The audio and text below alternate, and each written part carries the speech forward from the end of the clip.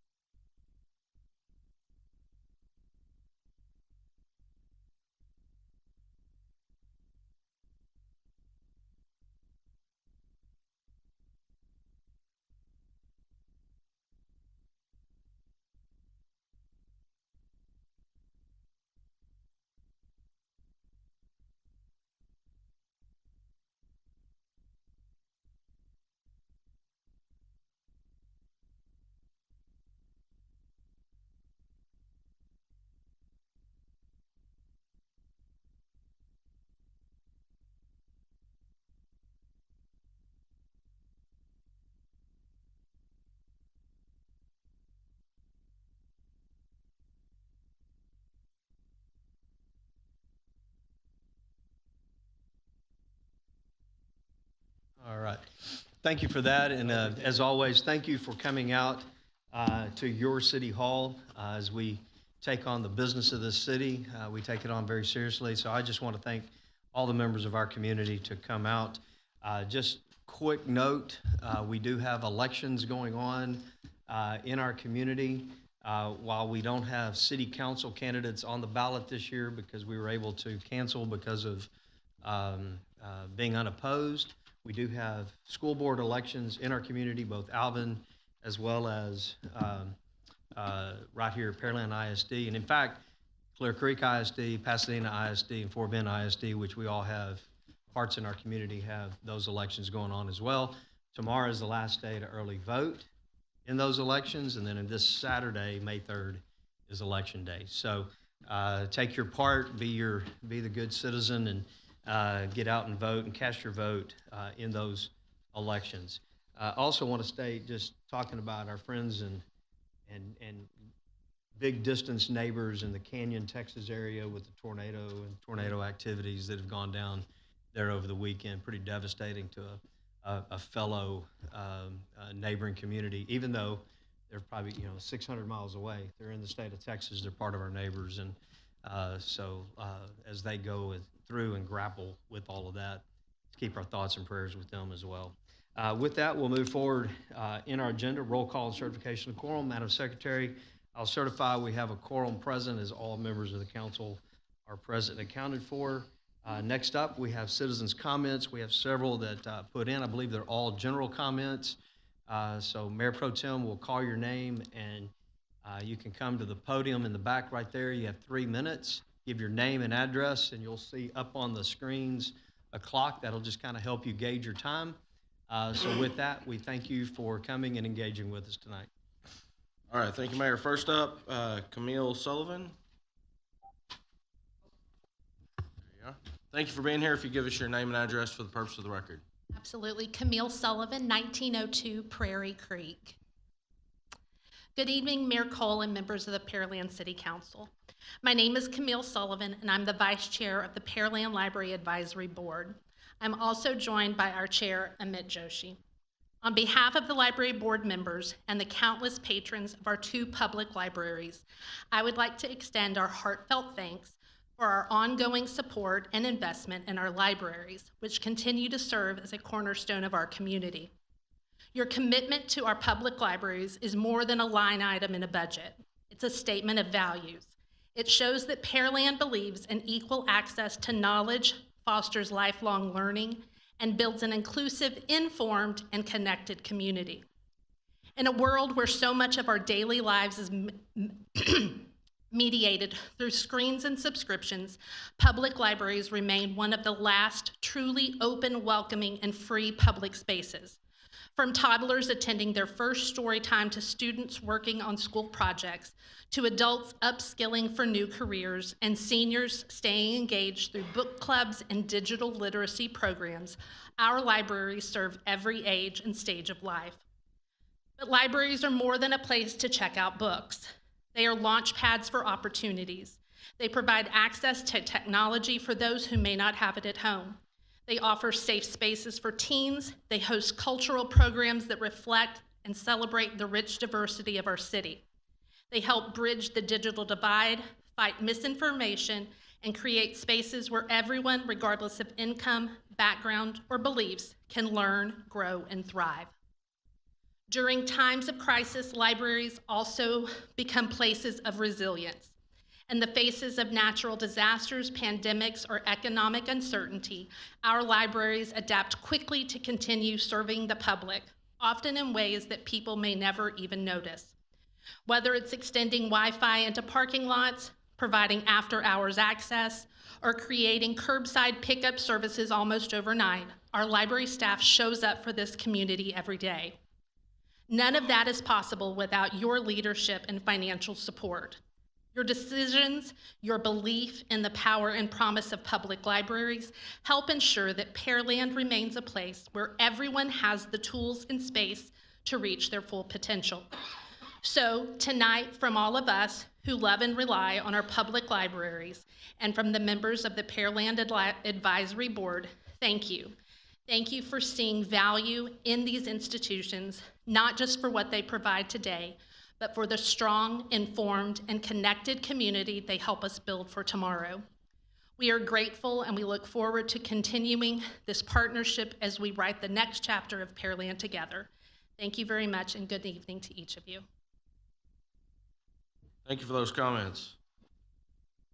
And you were spot on the 3 minutes. I don't know how you did it. Yeah. All right, next up, Shannon Weigel. That's what my wife says all the time. Yes, dear. Thank you for being here. If you'd give us your name and address for the purpose of the record and limit your comments to 3 minutes. Sure, my name is Shannon Weigel. I'm at 4902 Century Woods Lane here in Pearland, Texas. And I'm here today to talk about a concern that I have regarding the access to the natatorium, specifically on weekends. I am a 28-year resident of Pearland. I'm 60 years old. I've been a 40-year educator. I'm a mother. I'm a nana. I spend a lot of time out in the ballparks, with the bottom on the bench, watching the kids play ball. And I also love to have them at the natatorium with me. The natatorium's more than just that, though. It's a place where Shannon, as a survivor of pulmonary embolisms, Shannon as a diabetic, Shannon as a woman who is over 60 and has lost a lot of bone density, Shannon who's a stomach surgery survivor twice in a row and 2 years ago weighed 500 pounds, really do need access to that pool on a consistent basis. Right now, you might think I'm just one person, but if you think about who I am and who I represent 10,000 handicapped individuals in our city. I represent 47,700 people who are struggling with obesity. I represent 15,000 senior citizens. I represent 65,000 women who have, at one point in their life, are going to lose bone density after menopause. I represent 94% of our population that is still employed and working on a daily basis. So when you take out those weekends at the natatorium and you shut them down for full closure, you're really taking out the opportunity for a person like me to be able to go in and to continually work against all of those factors to try to maintain my health. So what's my concern? My concern is that the contract that we currently sign says that you guys can take up to 73 days per year for events that are full closure events, for kids to come in for swimming competitions or for water polo. And let me tell you, I'm fully in support of all of that. I don't want any of that to stop, nor do I want to cost you a single penny, members of the City Council. What I'm asking for is access before or after events on weekends so that we can continue to strive to be able to, keep that health going, which has been a real struggle for me, as I'm sure you can imagine. If in fact 20% closure, which is what's written into our contract, continues, that means that you can close 73 out of 104 weekend days.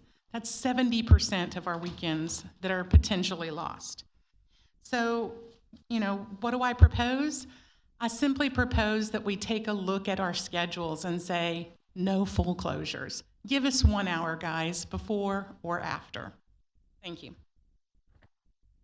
All right, thank you for those comments. We're not allowed to dialogue, but I know city staff heard the comments, and they'll be following up with us as well as you with your contact info. Perfect. Thank you. Last, Larry Greiser.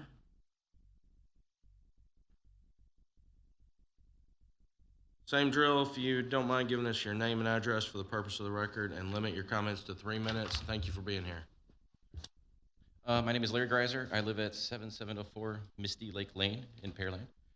I am here tonight to respectfully request the $200,000 subsidy from the City of Pearland to support the repairs to our neighborhood's perimeter fencing. This project was essential for safety, aesthetics, and community value, and we believe that it reflects a fair investment in the newly annexed neighborhood. In September 2024, Avalon Terrace received notice of our annexation into the City of Pearland. As soon as we were notified, we requested funding from MUD 16, resulting in a $100,000 contribution in December out of more than $1.5 million of cash on hand from MUD 16. The Avalon Terrace HOA was informed that an additional $200,000 for the fence replacement was going to be awarded as well. But in January 2025, the MUD was officially dissolved, and Avalon Terrace became part of the City of Pearland, and unfortunately, that promised $200,000 was never released by MUD. In March, a city memo issued identifying possible funding opportunities for a perimeter fence replacement and listed the promised $200,000 from MUD 16. And now in April, we are here to formally request that for council support for one of our top priorities, which is repairing that perimeter fencing. We know that generally the fencing is seen as private property, but we also know the city's open to funding this type of work since it was listed in the memo. And out of the $1.5 million in tax dollars that MUD released to the city, over $500,000 has already been awarded to projects in Lakeside Estates, where there's only 34 homes, and only $100,000 to Avalon Terrace, where there's 530 homes there. The sidewalk repairs listed for $22,000. They were never completed because the contractor backed out of the project. The $51,000 for the detention pond improvement is listed under Avalon Terrace, but it's actually city property. There's also a $443,000 item listed for the recreation trail that was supposed to be developed around that retention pond behind Avalon 1. But according to the memo, it's not being developed, or it's being pushed further north to be more equitable to all according to that memo. Avalon Terrace contributes a lot of tax dollars. If you look at the difference between Lakeside Estates with their 34 homes, they only contribute yearly about $120,000, but Avalon Terrace with their 530 contributes over $1.2 million. And we will be contributing that to the city now since that we're annexed. And all we're asking is that a fair and timely reinvestment that reflects the value of the neighborhood and something equitable to all, seeing that those 34 homes received over $500,000 already. In closing, we respectfully request that the city provide the $200,000 subsidy to support the perimeter fence to help repair Avalon Terrace. We would also respectfully ask that the matter be submitted to council for review, discussion, and a vote at an upcoming meeting. I want to thank everybody for your time, attention, and your ongoing support for our community. Thank you. Thank you for those comments, and same thing, it's not on the agenda, so we can't dialogue, but city staff has heard that and will follow up. All right, thank you for that. And I think, sometime in the next week, probably a memo to us, just understanding and laying out what we can and can't do, and even legally, what are the parameters in which we have there. So with that, we'll move to the consent agenda. Are there any items to be removed? Item number D, Mayor.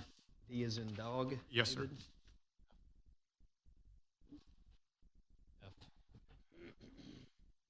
All right, with that, Mr. Koza, would you present items A through G with the exception of D and F? Certainly, Mayor. Consideration and possible action on consent agenda items A through G with the exception of D and F. So moved. Second. We have a motion and a second. Madam Secretary, we'll call for the vote. Member Koza, Aye. Member Chavarria, Aye. Member Byram, Aye. Member Cade, Aye. Member Tuman, Aye. Member Patel, Aye. Mayor Pro Tem Carbone. Aye. The motion passes 7-0. All right, with that, Mr. Koza, would you present item D, please? Certainly, Mayor. Consideration and possible action. Consent agenda item D. So moved. We have a motion and a second. Quick staff report. Thank you, Mayor. These are appointees to the Library Board as well as the Parks and Recreation Beautification Board. They were reviewed by the Mayor's Advisory Board Committee that includes the Mayor, Mayor Pro Tem, and past Mayor Pro Tem. So I would hand it back to the Mayor's Committee for any questions. All right, with that, Mr. Patel, I think you pulled this. Yes, I did. Thank you, Mayor. Mayor, I reviewed I guess we got a lot of applicants, and I do appreciate people taking the time and filling out these applications. And I guess my problem is we're not getting a chance to meet these applicants. And I guess part of the problem I have a pill to swallow is, I don't think the process seems fair. And just recently we had an issue with PMMD where we were discussing the same issue about how people who are qualified who actually show up and don't get picked because on the board, the committees that pick don't know them. And here we're being asked to say, hey, all these applicants who filled out, we're not gonna meet them, we're not gonna review with them.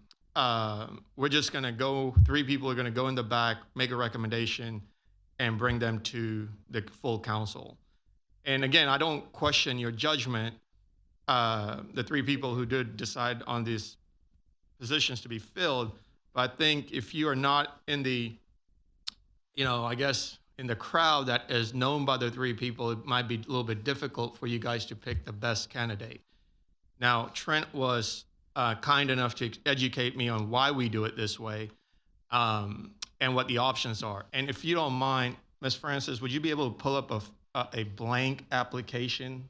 Is that possible to show? While she's pulling it up, there's some things I would ask that we consider today adding on the application. One of the questions I remember seeing on there, and it was, I think it asked the question, are you going to run for city council in 2 years? So I asked Trent, I said, Trent, how many people have checked that box? And I believe your answer was you don't remember anybody checking that box. Am I wrong? I would say I haven't reviewed the applicants to actually weigh in on that. Okay. So, but I guess my fear is we did the same thing for charter review. We didn't interview, but now we have one of the candidates or one of the appointees running for school board. So how are we going to handle that? If he wins the school board appointment, are we going to be down on the charter review committee? I don't know what the rules of that is, but I just want to know. And I guess the point is, look, we need to let these people who take their time, if they're willing to, on that application, I'd like to see a box to say, are you willing to do a public forum and come and let us interview you? I think it's only fair to have this process where everybody gets at least a right to present themselves. I would never hire a person based on application. I wouldn't. I don't think anybody would. I don't think the city does. So I think it's fair to say, let the applicant come, give them the opportunity to present themselves, allow them in that application to check the box to say, hey, would you be willing to come to a forum in a public setting for a 10-minute interview with the council? That is an option. Now, I know they say the state has two options. Either you interview them publicly or you do it in a committee. I just feel like the process should be fair. In today's process, I don't think it's fair for everybody who's applying. So I would request that we consider changing our process. Well, we can't vote on that process tonight because what we have on here is what we have on here. Yep. We really can't. If we want to set that for a workshop or an agenda item to discuss at a future date, I think we can have that discussion. I also want to make sure that you're aware, as well as the public is aware, the process we have right now, even I inherited. This was a process that was being put into place under Mayor Reed, where it was him, Mayor Pro Tem, past Mayor Pro Tem, to do that. And just for members of the public, sometimes there are people who apply and there's sensitive information that needs to be discussed around certain applicants, not all applicants, but certain applicants. And the reason these types of boards and commissions, so like a parks board, like a library board, animal control board, they're advisory in nature. Something that's different from that would be the Economic Development Board of Directors, Planning and Zoning Commission, as well as Zoning Board of Adjustment.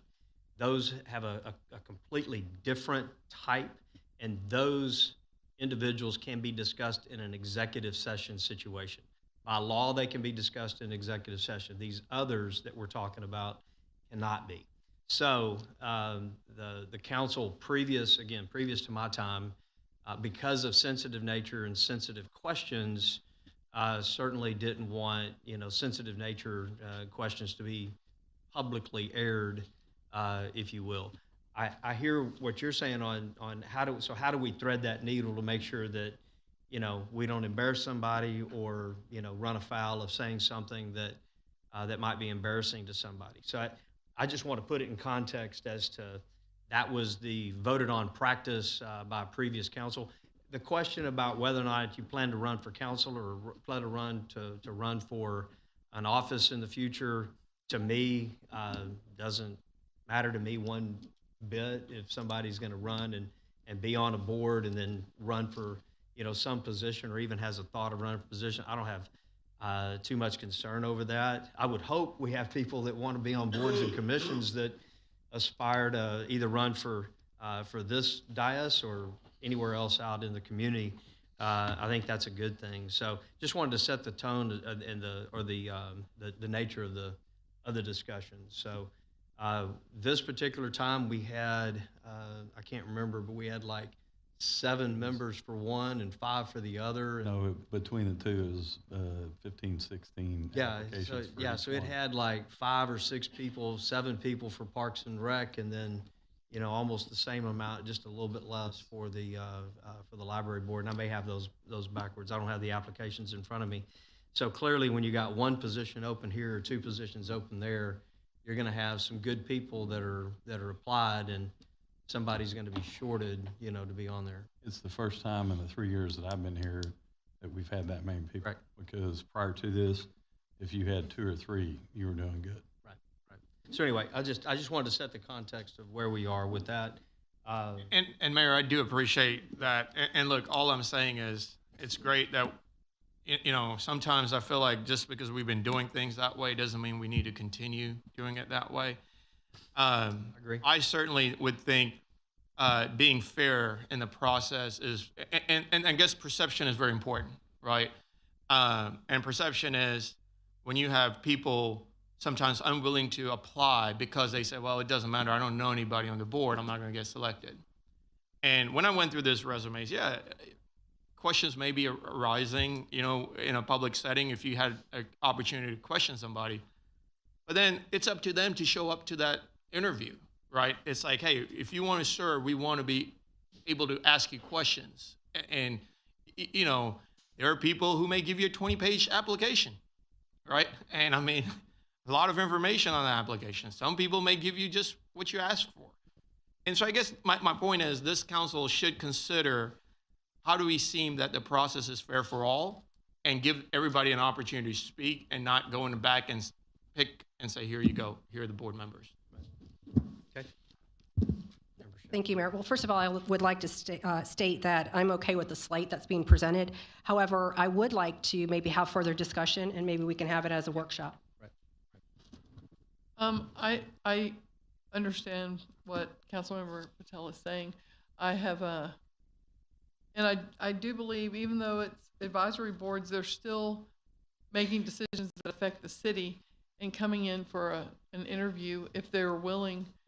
I wouldn't mind getting to know some of them or talking to them further.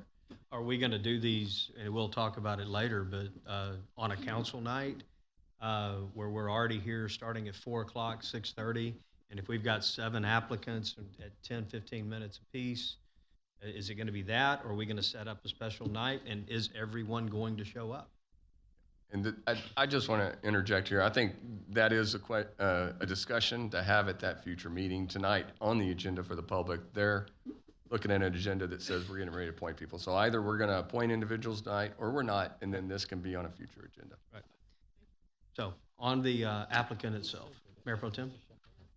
Yeah, I'm in favor of having that future discussion. I think the way it's been done, it's not who you know. I mean, we spend a lot of time going through applications and resumes, but we can always look at making it better. I do have concerns on how it's handled, but I'll let the city attorney put all that together and we can hash it out at a future meeting. Last call for questions. Seeing none, Madam Secretary, call for the vote on item D. Member Koza? Aye. Member Chapadia? Aye. Member Byram? Aye. Member Cade? Aye. Member Tuman? No. Member Patel? No. Mayor Pro Tem Carbone? Aye. Motion passes 5-2. All right, with that, we'll move to item F. Mr. Koza will present that one as well. Yes, Mayor, consideration of possible action on resolution number R2025-47, so move. We have a motion and a second. Staff report. Thank you, Mayor, and good evening, Council. This item is for the purchase of 51 Panasonic Toughbooks, which are ruggedized computers that are used in the field by our police department, engineering and public works, as well as utilities. We have utilized the Texas Department of Information Resources, or DIR, cooperative purchasing arrangement, and going to vendors on the DIR have received multiple quotes, 3 of them on this particular Panasonic Toughbook. And we are recommending award to Southern Computer Warehouse, who provided the lowest proposal at $131,789.10. Thank you, Mayor. Mr. Koza. Thank you, Mayor. Wanted to first say thank you to Trent and to Daniel.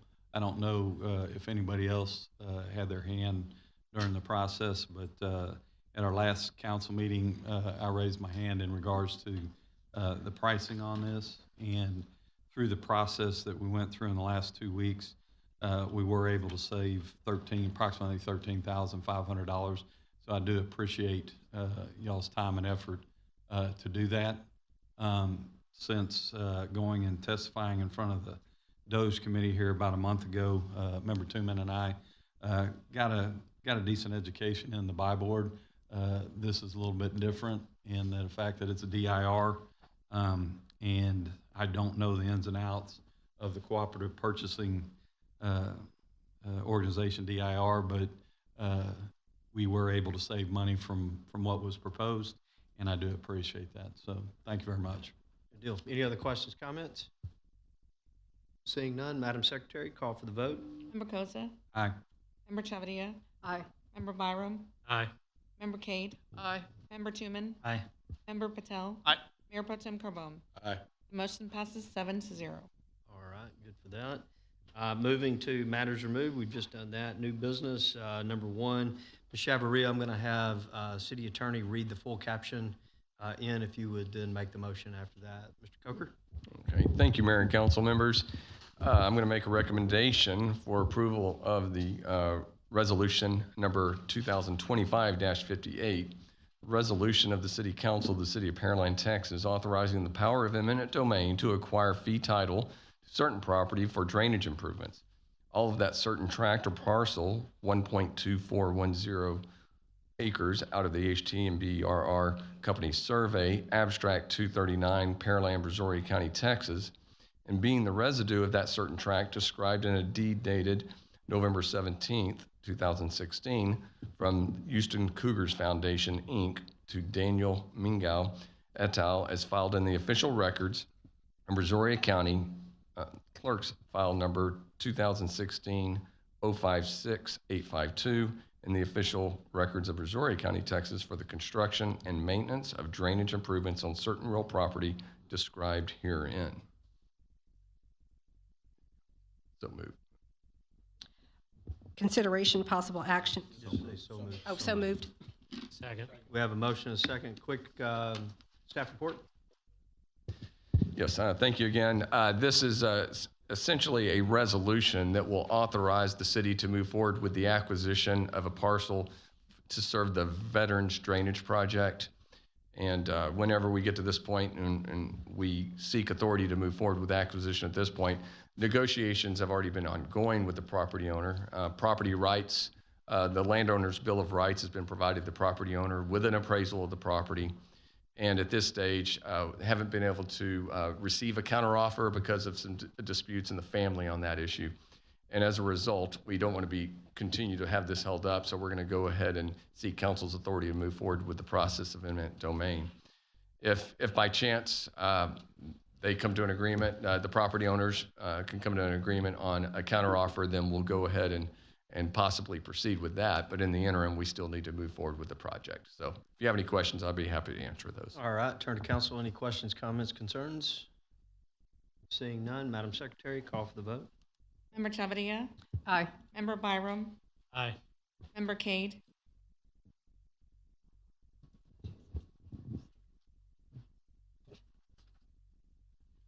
Aye. Member Tooman? Aye. Member Patel? Aye. Mayor Pro Tem Carbone? Aye. Member Koza? Aye. The motion passes 7-0. All right, moving forward in our agenda, item 7, other business, there is none. Item 8, other business, there is none. Item 9, mayor council issues for city council, there is none. We do have executive session under Texas Government Code Section 551.074, deliberation regarding ratification of the city manager's appointment of the director of Human Resources, Section 551.072, deliberations regarding the sale, purchase, lease, or exchange of real property. And then finally, Section 551.087, deliberation regarding economic development negotiations. Council will recess an executive session at 7:03. Because they're not responding. We've got to move forward with the drainage project.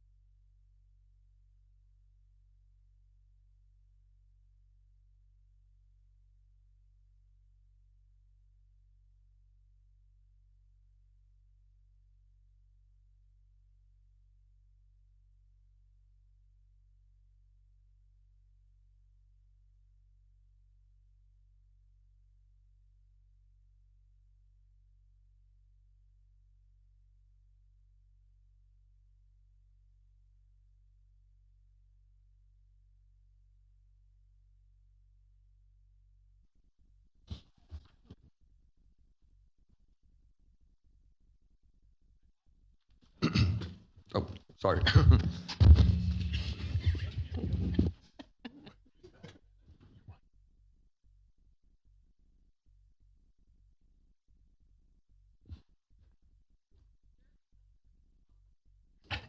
Was.